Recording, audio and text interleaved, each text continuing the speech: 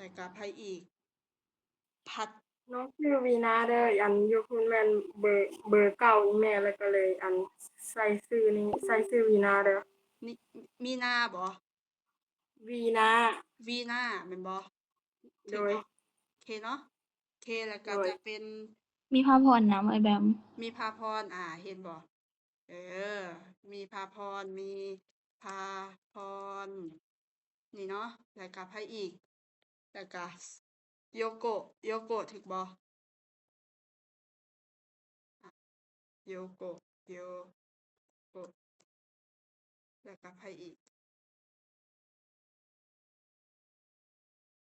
แล้วก็น้องพรถูกเนาะพรเด้ไผอีก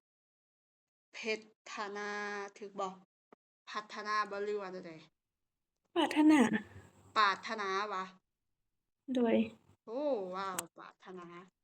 เรียนโรงเรียนปรารถนาบ่จักนี่มณีจันทร์เบิดแล้วเนาะถูกบ่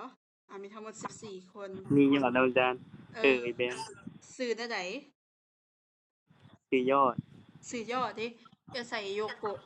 โยโกะย่อโอ้ยเบิดแล้วเนาะอ่าโอเคเดี๋ยวเรามาสุ่มได้บัดทีนี้ยังไผชื่อยอดไอ้แบมบ่แม่นย่อยอด sorry ใส่แล้วก็ย่อเอ้าก็ใส่ถูกแล้วเด้ย่อ ยอดบ่แม่นย่ออ๋อยอดวะยอดอันนี้วะแม่นถูกโดบ่ยไปแล้ว เออได้เลยไอ้แบมยังน้องลองซื้อโยโกะซื้อหยังก็โยโกะอ้าวอันยังมีคนซื้อโยโกะวะเอาเลยใส่ใส่ถูกแล้วเนาะโยโกะถูกบ่โอเคโดยเบิดแล้วเนาะใส่ไหมมันมี13คนน่ะมันมีเอื้อยก็นับเขาได้เนาะแม่นแหละโอเคมาสุ่มเลย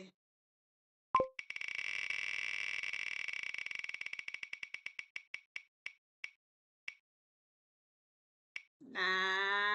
น้องหนูเออมาบัดทีนี้ยังจื้อคำถามได้บ่จือเออสระเสียงสั้นแม่นอยู่ทางฝากเบื้องสระอะสระอิ แล้วก็สระเสียงยาวแม่นอยู่ทางเบื้องสระอาเอเขาเอิ้นซ้ายหรือขวาเอาสระเสียงสั้นอยู่เบื้องซ้ายสระเสียงยาวอยู่เบื้องขวาโอเคเก่งประมาณนี้แหละเนาะเราสิสุ่มถามไปเพราะว่าถ้าสุ่มใส่แต่คนเดียวแล้วย้านแบบคนอื่นจะบ่ได้เว้าหั้นน่ะมาไปกันต่อการผสมสระบัดทีนี้การผสมสระหรือว่าสระผสม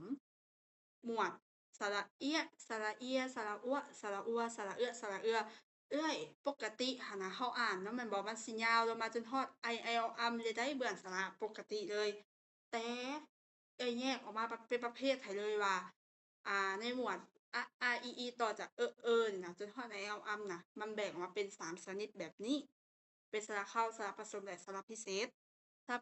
ผสมก็คืออันเดียวกันกับพยัญชนะผสมแต่มันคนละเขาเอิ้นมันคนละอันกันเนี่ยเพียงแต่มันคือกันซื่อๆได้บ่อนจำนวนเนาะ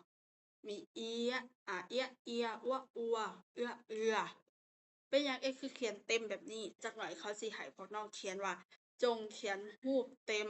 ให้แน่ว่ามันเป็นแบบใดอธิบายละเอียดหั้นนะสระอิผสมกับสระอะเป็นสระเอีย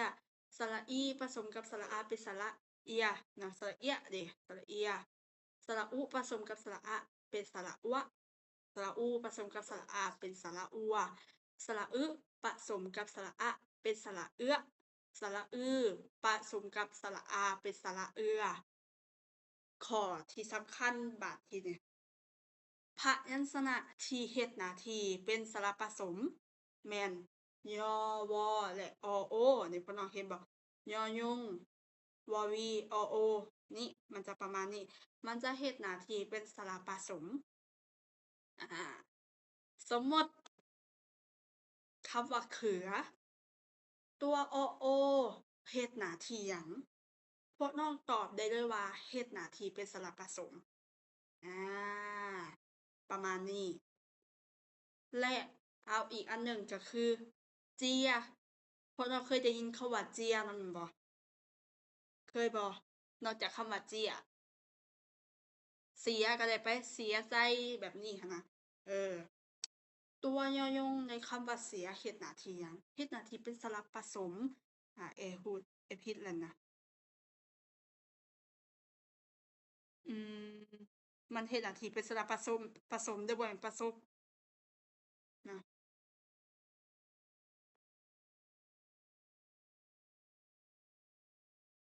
อือฮึ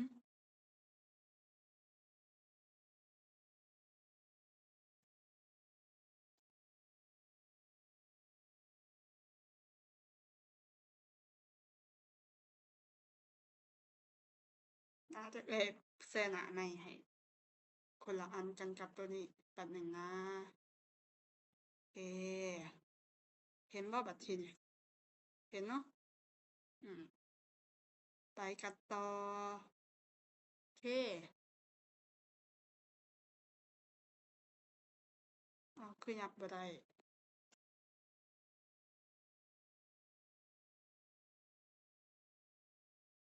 อื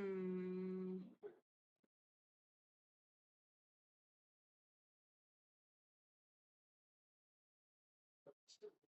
พวกน้องเห็นบ่ น่ะ มันจะเป็นอันนี้ บ่เห็นหน้าจอ เอ้า มันจะเป็นอันนี้วะ อีกแล้ว ปัญหาเดิมมาอีกแล้ว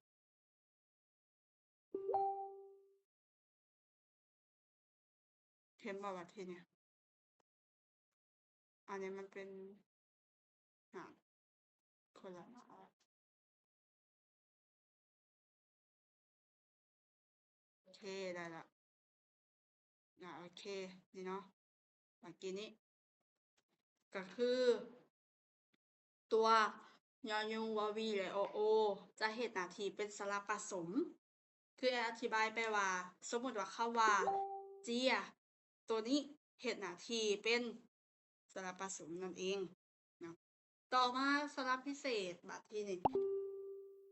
ยอยุง มอแมว และวอวี แต่เขาจะบ่ได้เขียนเป็น อ่า สระไอที่มันเป็นไม้กลางเด้อ เขาจะเขียนเป็นแบบนี้ สระเมื่อก่อนมันจะเขียนเป็นตัวไม้กลางหั้นนะ อืม จะเขียนให้เบิ่งเนาะ กรณีพิเศษ กรณีพิเศษจ้ะ พวกน้องเห็นเนาะ ปึ๊บ มันสิมีแบบนี้หั้นนะ เดี๋ยวเขียนให้เบิ่งก่อน นี่ มันสิเป็นแบบนี้ ไอ ประมาณนี้หั้นนะ เป็นแบบนี้เนาะ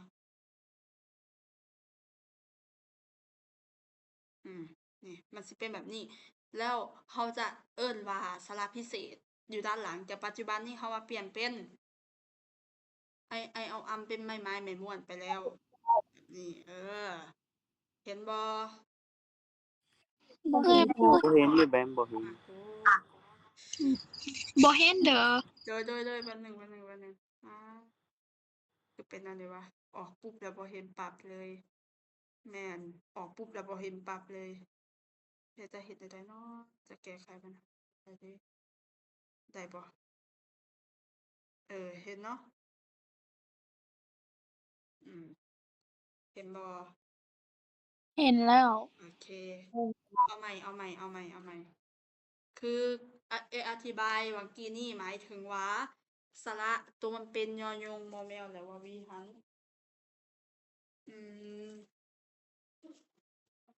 มันสิเป็นแบบตัวอันนั้น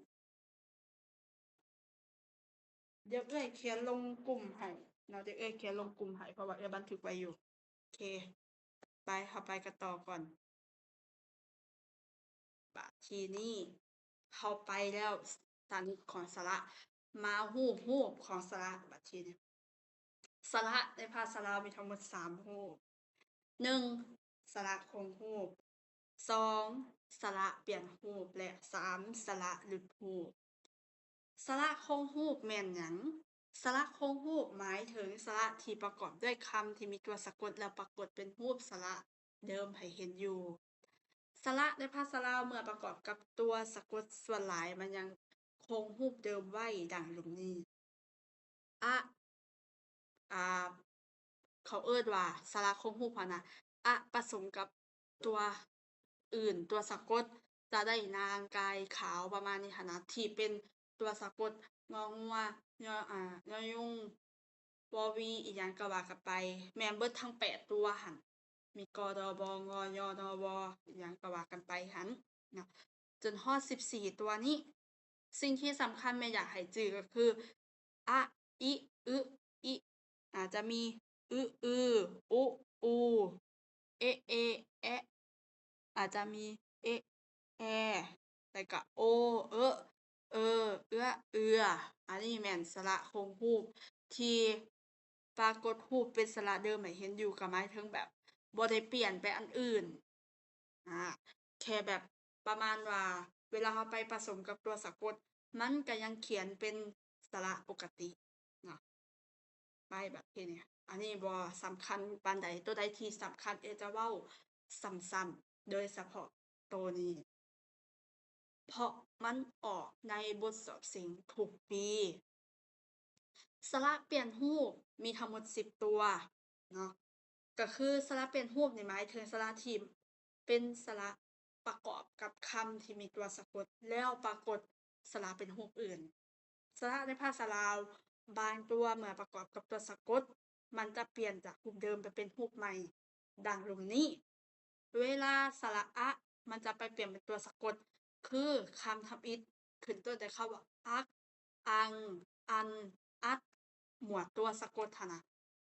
เอื้อยอธิบายอีกครั้งหนึ่งก่อนว่าตัวสะกดที่พวกเขาใช้ในปัจจุบันนี้มันมาจากหมวดสระเด้อเนาะมันมาจากหมวดสระบ่ได้แม่นว่าแยกออกไปจากอันอื่น มันผสมกับตัวอื่นแล้วออกมาเป็นตัวสะกดประมาณนี้สำหรับสระสำหรับตัวสะกดหั้น 2. สระเอะเปลี่ยนมาเป็น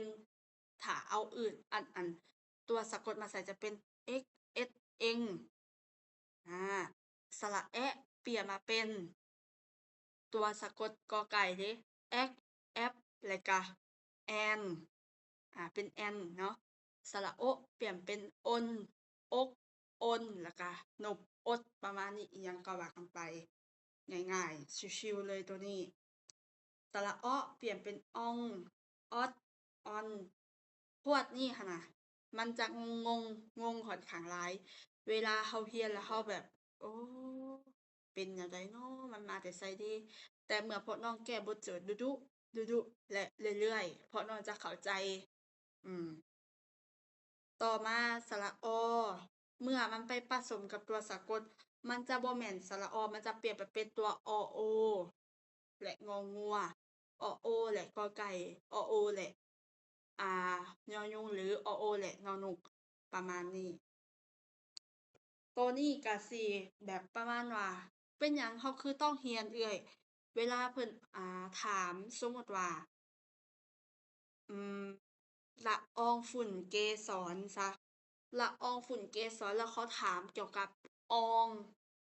จงเขียนสระรูปเดิมของคำว่าอองให้เบิ่งแหน่ สระอองมาจากสระหยังล่ะบัดทีนี้มันจะเป็นคำถามให้เราคิดว่ามาจากสระใดเด้มาจากตัวใดน้อแบบนี้มันมาจากสระออ่าตัวนี้ได้ใช้ดูบ่ดูบ่ว่าจะเป็นสองบ่ว่าจะเป็นออกบ่ว่าจะเป็นอ้อยบ่ว่าจะเป็นข้อยเด้เห็นบ่จะเป็นอ้อยประมาณนี้ สระเอี๊ยะบัดทีนี้สระเอี๊ยะเปลี่ยนจากตัวยอยุงเป็นตัวเฟื่องตัวเฟื่องในภาษาลาวเขาจะเขียนเป็นแบบนี้เห็นบ่นี่พ่อน้องมันจะเปลี่ยนเป็นตัวเฟื่องตัวไม้กลางนี่บ่ค่อยใช้แต่เขาจะใช้ดุๆนี่มันสระเอี๊ยะเปลี่ยนตัวเป็นตัวเฟื่องนี่จะเป็นเปียกจะเป็นเปียกจะเป็นเปียนจะเป็นเอียนจะเป็นเขียนก็ได้นะเก้าสระอั่วบัดทีนี้เปลี่ยนเป็น อ้วนอ้วกกวแล้วก็จะเป็นกวด